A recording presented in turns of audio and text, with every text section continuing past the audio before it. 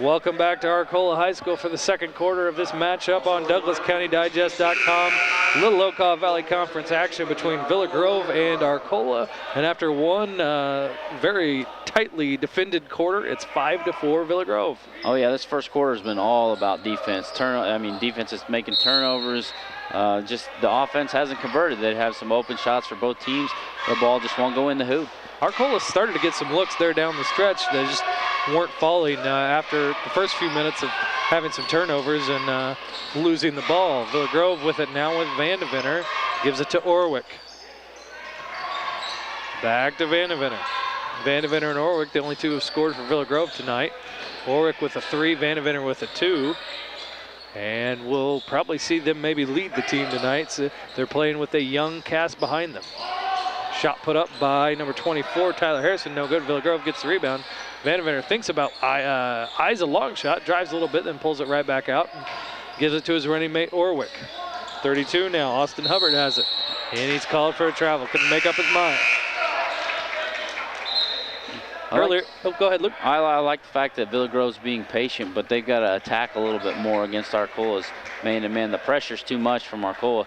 Eventually, Villa Grove will turn the ball over, and you don't want to get in that kind of a situation with Arcola. I thought maybe there was a chance that last series where Vandeventer pulled up for a 3. He looked like he had a look and kind of gave it up. He hit 3 threes last week against Atwood Ham and had a total of 11 points. And, that's kind of his game. Drive not finished off, though, there by Arcola. Looked like Nick Hudson had a lane to the basket. Looked like he was going to just lay it in, and it rolled off the iron. We've seen a couple of those kind of roll off the iron for Arcola tonight, and that's why they trail 5-4. Orwick gets it, then kicks it back out top to Vandeventer. 32, Austin Hubbard has it. He gives it right back to Vandeventer, who gives it right back to Orwick, who puts up a 3 that's short, and Purple Riders ball. I'm watching this, and I'm seeing, I think Lucas Vandeventer's being a little too passive with the basketball. I think he's probably the main scorer out there right now for Villa Grove, and he's looking to pass the ball every time. He's not even looking for a shot. Shot put up by Reed Strader for Arcola, only draws the front of the net. It'll be Villa Grove ball. And you wonder if that's maybe something that Brian Russell for Villa Grove will say, to Lucas. He'll say, hey, as a junior, you kind of need to take over here. Shot put up, just goes right over the rim for Villa Grove. Nice look that doesn't go down a little too hard, goes over the basket. Arcola brings it back down the floor, and Wyatt Fischel puts up a jumper that gives Arcola their first lead of the night at 6-5. 6 minutes left to go here before halftime. I mean, even if Lucas Vandeventer doesn't get an open shot, he still needs to attack the basket and make it look like he's trying to get offense. Coberline with it for Villa Grove, puts up a 3 that's going to go well short. Ball was kind of flipped up there by Hubbard, trying to bat it back to a teammate, ends up going out of bounds. It'll be Arcola's ball.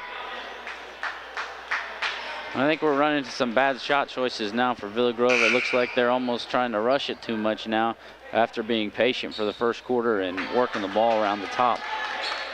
On Arcola's side, they still aren't letting up on defense. They're manned up, and literally manned up to each one of these Villa Grove players. Fischel brings the ball across the half court. He's got 4 points, 4 of Arcola's 6. He feeds the post there, gives it to Colin Seaman, who's harassed. Ball gets knocked away out top. 3-pointer, no good for number 4, Nick Hudson. And we're going to get an Arcola foul Arcola fouling Villa Grove on that rebound. Fischel gets his first, and it's Arcola's first. So 5:30 remaining here before halftime. Arcola picks up their first foul, and they're going to show off some pressure here against Villa Grove. Sorry, Luke. Half court man-to-man wasn't enough. Now they got to go full court man-to-man and try and toughen up a little. Villa Grove working around. Coberline drives the basket, puts up a shot. He's going to be fouled and go to the free throw line. That's a nice job by Mr. Coberline there to get to the basket and draw some points that way. Well, we've come to expect that a little bit from Coberline. When Villa Grove's offense stalls, they usually give it to him, and he gets them some points. Now, Coberline is just a freshman as well, but he's got a thick body. He's able to, kind of make his own way through the lane there. Yeah. His free throw is up and good. It's 6-6. He's got a chance to put Villa Grove back in the lead. And he can't do that, but does. His teammate gets a rebound. Austin Hubbard gives it right back to Coberline, into the post to Hubbard. He's going to wait out some defenders, puts up a shot that rolls around and doesn't go down, and it's rebounded by Arcola. The Arcola foul was on Reed Strader, his first, team second in the first half. Pass almost to nobody, a little confusion if it was going to Seaman or Hudson. And we get loud calls for a timeout from Arcola head coach Chad Graves. 4:52 remaining in the second period. We're tied at 6. Imagine Coach Graves is a little upset with that pass up at the top there. Nobody really went to go get it or claim it to start the offense. That's very frustrating for a coach when you see nobody wants to initiate your offense. A little confusion there. Who was that pass going to? He said earlier tonight, Arcola 4-10 overall, 1-2 in the LOVC. We're getting close to conference tournament time.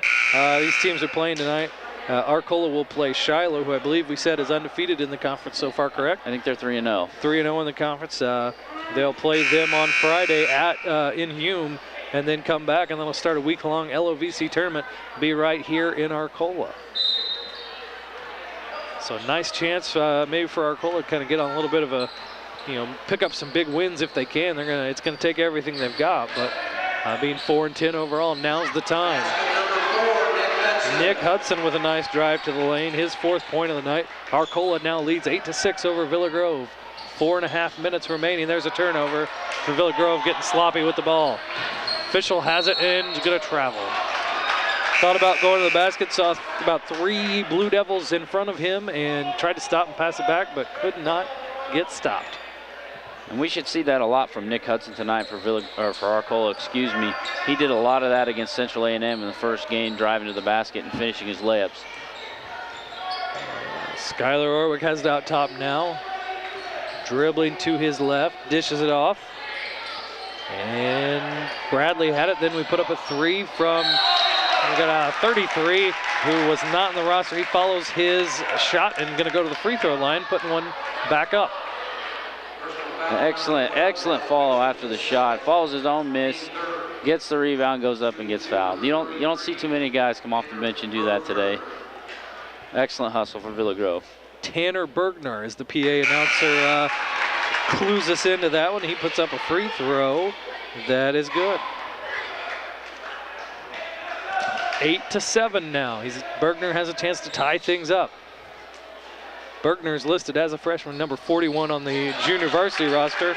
And a big crew of JV kids getting a lot of time on varsity for Villa Grove. He ties this game up with 2 free throws. Shot put up no good by Jamie Warren. Rebound taken away by Nick Hudson. Good job. Sets up Strader, who drives to the basket. And we're going to jump ball call. It's going to remain with Arcola. Good hands by number 40, Skylar Orwick, getting in the way of that drive to the hoop. All ball there, and it caused the jump ball. Strader throws it in. Tip pass knocked away. Can't take it away, though, so Arcola keeps it. Feeds under the basket. Reverse, kind of backwards shot put up there. No good. Here comes Villa Grove. Coberline's going to take it, but thinks better of it when he runs into Nick Hudson. Dishes underneath. That goes to Bergner. Tanner Bergner off the bench with 4 points. Not even listed on the varsity roster in the program. Arcola has it now, number 3. That's Colin Seaman. Drives, floats one up and in. Seaman with his first 2 points of the night. 10-10. We're picking things up here. Going right back down the floor. 22, Nathan Bradley. Can we keep up, Luke? It's going back and forth now. The defense have kind of dissolved after the first quarter. Teams are finishing too, and as we say that, number 30, Quentin Risley, we heard over the PA earlier, he celebrated his 18th birthday just last night, gets 2 points, and then we got a 3 on line. No good, taken away, almost. We got a dive for the ball. Orwick gets it back, gives it to Coberline, feeds it in, and Bradley ends it up, puts it underneath. Block shot taken away by nobody yet. Now it's taken away by Arcola. Hot and heavy action here. Jamie Warren has it for the Purple Riders. 2:40 left. Things slow down for just a second. And they're going to drive to the basket. Avoids the charge. Nope, it's going to get waved off. Charging foul called against Arcola. Going to negate that basket. I think Skylar Orwick was a little out of position for that charge. He wasn't quite all the way down on the baseline. I think it was a good job avoiding contact for the Arcola driver. Yeah, he looked like he kind of sidestepped around it when he went up in the air, but not the call we get. So foul called on Nick Hudson, his first, team's fourth. Fouls are all even at 4 now with 2:24 remaining in the first half. We're tied at 12-12. Coberline with it out top, gives it to Orwick. Right back to Coberline, pull-up jumper, no good, off the back iron, rebounded by Freddie Moreno. Arcola with it now. Hudson gives it to Warren, back to Hudson. Over to Seaman, he drives, puts up a shot, goes down. Little floater for Colin Seaman, he's got 4, 14-12, Arcola leads. Villa Grove looking to answer. Orwick walks back down the court and gets the ball out top, dishes it over to Bergner. Orwick's gonna drive, pulls it right back though, gives it to Bergner. Bradley has it, feeds it into Orwick. Gives it to a cutting Bradley who got knocked around a little bit, goes to the floor. We get a foul on Arcola. The defensive end for both teams is it's like a total opposite from the first quarter. Defenses on both ends now are starting to get sloppy, not defending the cutters, not going after passes. They're just content to stand now. Seaman called for his first foul, team's 5th. Villa Grove has it, shot up by Coberlin, bounces around, no good. Rebounded, here comes Arcola on the break. Nick Hudson has it, thought about a 3, ball tucked away from Colin Seaman. It does go out of bounds off of him, so Villa Grove will have it. 14-12, Arcola leads, 1:22 remaining in the second quarter. Scripts have completely flipped from the first quarter to the second here. A little more fast-paced action here. And drive by Villa Grove, pushed back to Orwick in the corner, gives it out top to Vandevener. Vandevener drives, pulls, pushes back to Orwick. Into the corner with 32, Hubbard. Hubbard guarded very tightly. Coberline has it now. Vandevener reverses it around the other end. Driving is Bergner and kicks it back to Vandevener. Orwick has it out top, thinks about pulling the trigger, does not. Gives it back to Vandevener, and we're starting to get some cheers for the defensive effort here. Coberline has it to Vandevener. Orwick's in the post. He takes too many turns there. Couldn't go right up with it. He misses his shot, rattles in and out. Arcola ball. Moreno throws cross-court pass. Possibility of a 3, not taken. And then tipped away again. Last time that pass is intercepted. Lucas Vandevener has it for Villa Grove with about 20 seconds left. And he drives, puts up a shot, called for traveling. 14-12, Arcola leads, 15.4 seconds remaining before halftime. See, I'm talking about Lucas Vandevener showing some more aggression. He did there, but he's trying to do a little too much, didn't have much to work with. Needs to be a little smarter when he does get the opportunity.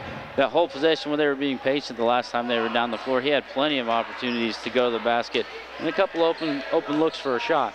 And by turning the ball over, he gives Arcola a chance to stretch out their 2-point lead. Right before halftime, we get a floater put up by number 14. Reed Strader does stretch that lead out.